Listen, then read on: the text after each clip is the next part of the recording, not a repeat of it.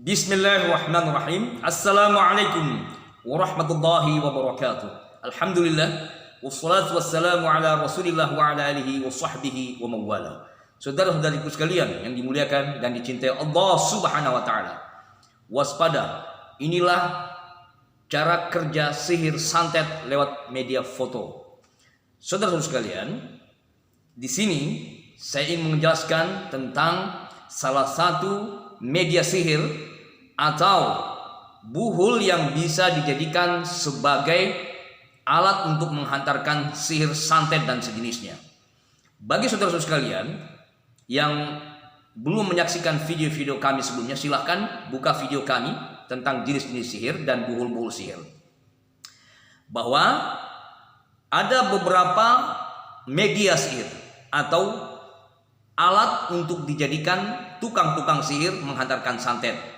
Di antaranya yang sudah kami pernah sampaikan, di antaranya adalah tanah kuburan atau lewat apa yang dikenakan seperti pakaian dalam, juga bagian yang melekat di dalam diri seseorang seperti rambut dan sejenisnya, juga bisa melalui media makanan atau minuman yang dimakan, ya, yang kita makan atau yang kita minum, yang dimantrai di dalamnya, atau juga bisa melalui wasilah perantara hewan-hewan, ya, seperti serangga, kalajengking, ular, cacing, kemudian cicak dan sejenisnya, atau hewan-hewan yang menjijikkan lainnya. Nah, ada media yang lain yang sangat mudah dan gampang diakses atau dapat ditemukan, yakni media gambar atau foto. Di era digital saat ini, di mana begitu berkembang pesatnya media informasi dan teknologi, kita tahu begitu mudah kita mendapatkan atau mengakses video seseorang ataupun gambar atau bahkan alamat seseorang, termasuk identitasnya, nama ayahnya, nama ibunya, atau nama secara lengkap dan identitas secara lengkap utuh dari seseorang. Saudara-saudara sekalian, di sini saya ingin mengingatkan kepada khususnya saudaraku yang banyak berhubungan dengan dunia luar, baik itu terkait dengan urusan bisnis, urusan pekerjaan, atau urusan yang sifatnya komunikasi, ya, atau yang berhubungan dengan orang lain, yang bisa saja menimbulkan hal-hal. Yang pertama, menimbulkan adanya ain atau rasa iri, dengki kepada diri kita. Oke? Atau yang kedua, pada saat kita berhubungan baik itu secara lewat media sosial seperti Facebook, Instagram, atau WhatsApp, atau Twitter dan lain sebagainya, akan menimbulkan kekaguman. Ya, kalau dia laki-laki dikagumi oleh wanita, kalau dia wanita dikagumi oleh para lelaki. Oke? Nah, ini pun bisa menimbulkan ain mu'jabah. Ya, ain itu tidak harus karena hasud, hasad, tidak suka, dengki dan sebagainya, tetapi ain ini juga bisa muncul karena kekaguman atau ain mu'jabah. Jadi saya jelaskan sedikit lagi, apa ain itu? Ain adalah satu penyakit yang diinisiasi melalui pandangan mata, ya.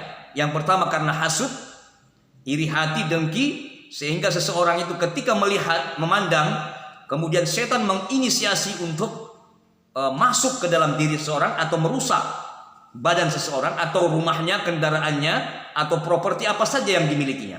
Yang kedua, karena kekaguman, ya. Karena kita melihat seseorang kagum, entah itu tampan atau cantik, kemudian kekaguman ini muncullah, ya, inisiasi, ya, dari syaitan, sehingga dengan adanya pujian-pujian, kekaguman-kekaguman tanpa melibatkan Allah Subhanahu wa taala, sehingga terkenal ain.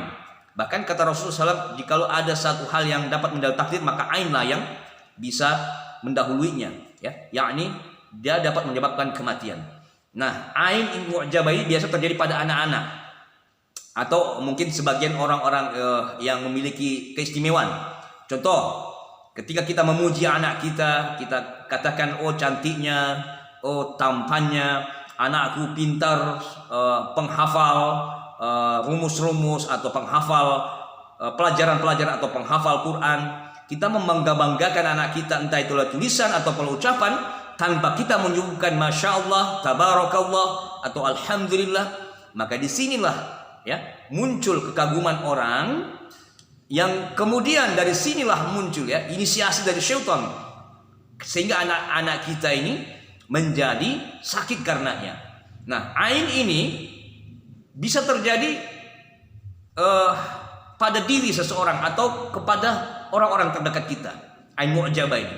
Sehingga jangan heran kalau kita melihat anak tiba-tiba panas, demam ataupun sakit yang ketika kita ke dokter dokter tak dapat mendeteksi atau mendiagnosa apa jenis penyakitnya.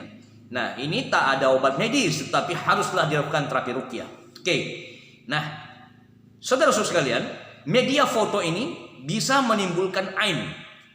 Entah itu ain hasidah atau ain mu'jabah. Jadi saudaraku, jangan pernah kita menggunakan atau bijaklah kita menyebarkan, men-share foto-foto kita di media sosial, ya. Khususnya kepada saudara-saudaraku yang biasa bermain di media sosial, kurangilah atau bahkan kalau boleh perlahan demi perlahan foto-foto kita jangan biarkan penuh full ya.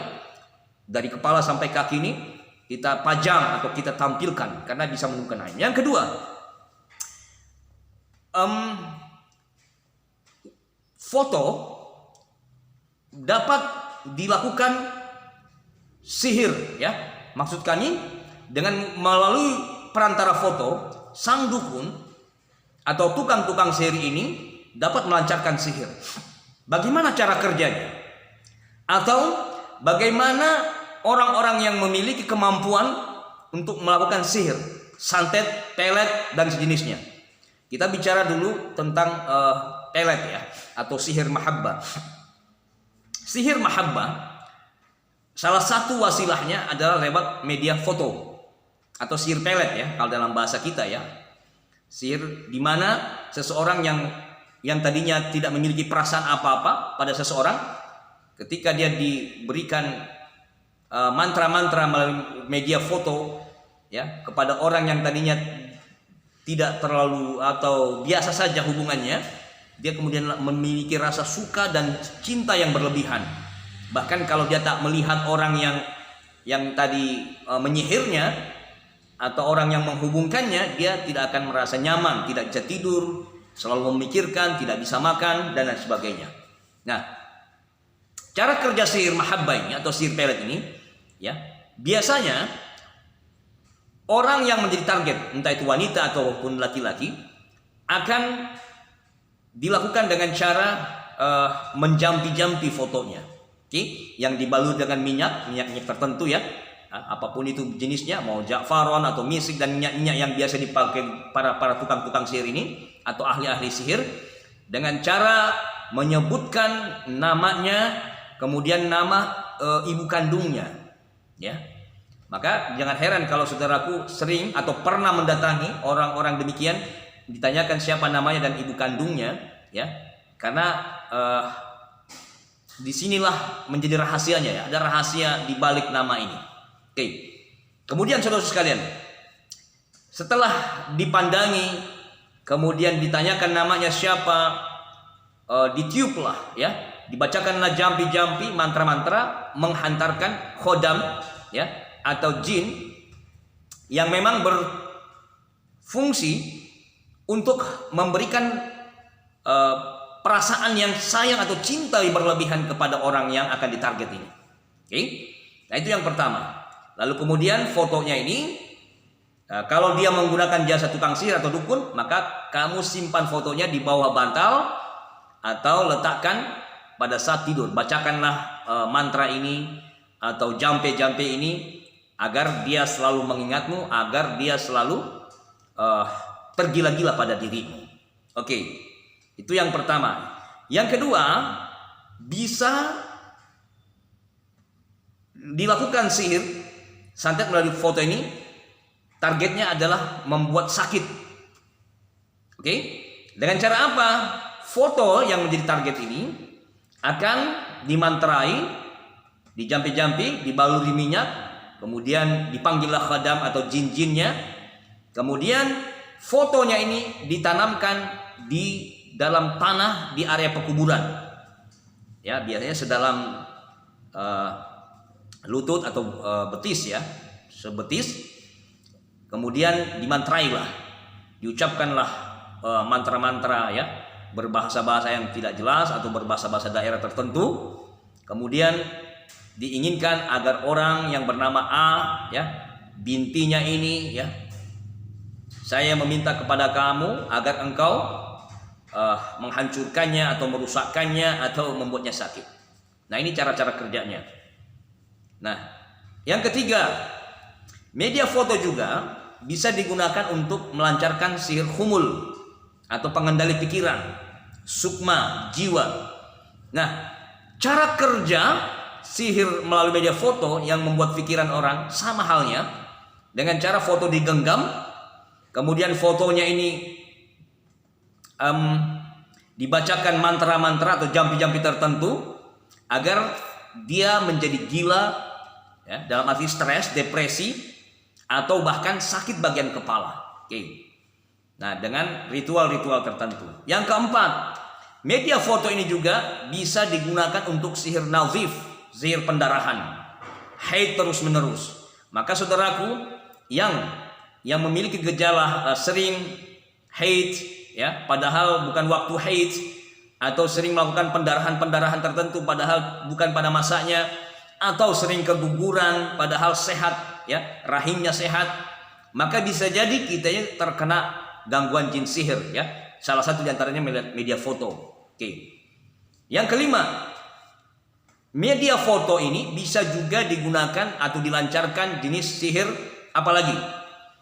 Sihir humul sudah, ya, mahabbah, nazif, sihir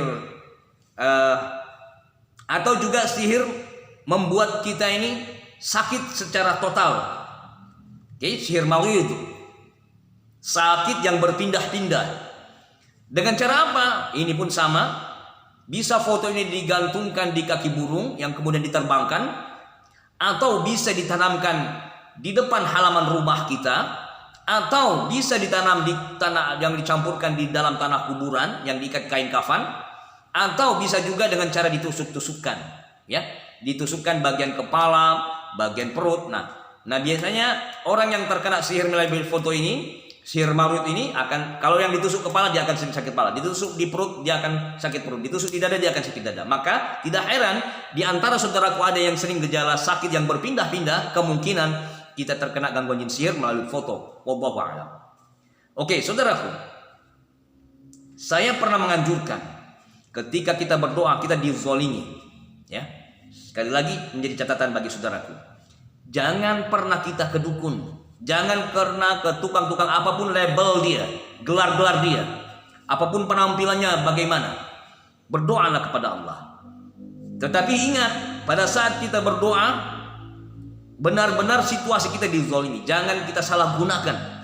Mengapa kami sering menganjurkan untuk selalu menyebut nama, menyebut kemudian atau kita lihat foto, itu adalah perantara kita, ya, kepada Allah.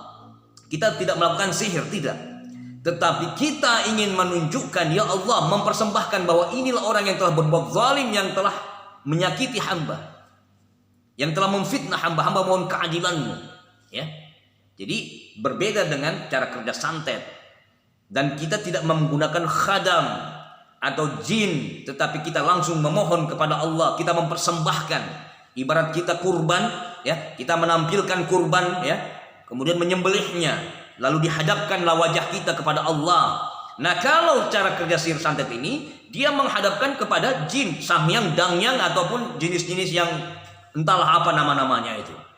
Oke, saudara sekalian, bagaimana solusi agar menangkal sihir santet ketika kita sudah mengalami gejala-gejala demikian atau belum sampai mengalami? Maka yang pertama solusi, saudara sekalian, jangan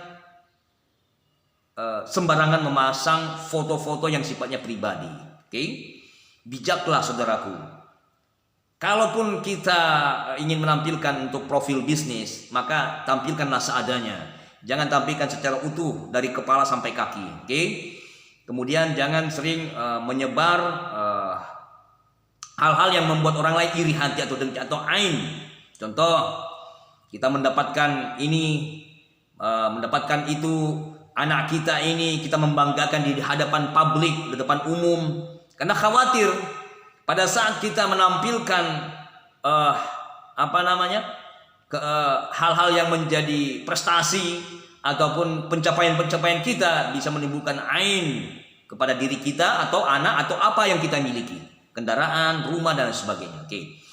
Jadi bijaklah dalam memasang foto atau gambar di media sosial, apapun itu jenisnya, media sosialnya. Oke, yang kedua, saudara-saudara sekalian, selalulah memohon perlindungan kepada Allah, pembentengan diri. Jangan lupa mau tidur baca surah Al-Ikhlas, Al-Falaq, An-Nas, ditambah ayat kursi boleh, tiupkan, usapkan. Bangun tidur berdoa. Jangan lupa zikir pagi dan petang. Jangan tinggalkan sholat 5 waktu. Pada saat keluar rumah seringlah berdoa. Pada saat masuk ke tempat-tempat tertentu bacalah kalimat a'udzu bi kalimatillahi tammati min syarri ma khalaq. Ya, sering terdengar berta'awudz. Libatkan Allah dalam seluruh aktivitas kehidupannya, mulai dari tidur sampai bangun tidur, makan, sudah makan, masuk kamar mandi, keluar dan lain sebagainya. Oke, yang ketiga, seringlah melakukan terapi ruqyah mandiri dengan teknik scanning, teknik usapan, teknik tepukan, dan teknik-teknik yang saya sudah ajarkan di channel Quranic Therapy. Oke. Dan jangan lupa, ya, sering-seringlah selalu kita meminta perlindungan dari sihir, ain, dan gangguan jin. Jadi 3, gangguan jin, sihir, dan ain. Inilah 3 yang bisa merusak atau mengganggu seseorang, ya, yang bisa menyebabkan sakit tanpa diketahui oleh medis kedokteran. Ya, oke. Mudah-mudahan bermanfaat apa yang saya sampaikan.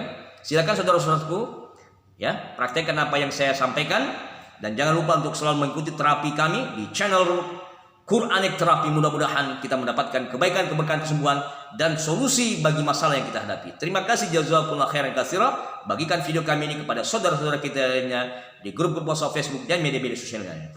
Assalamualaikum warahmatullahi wabarakatuh.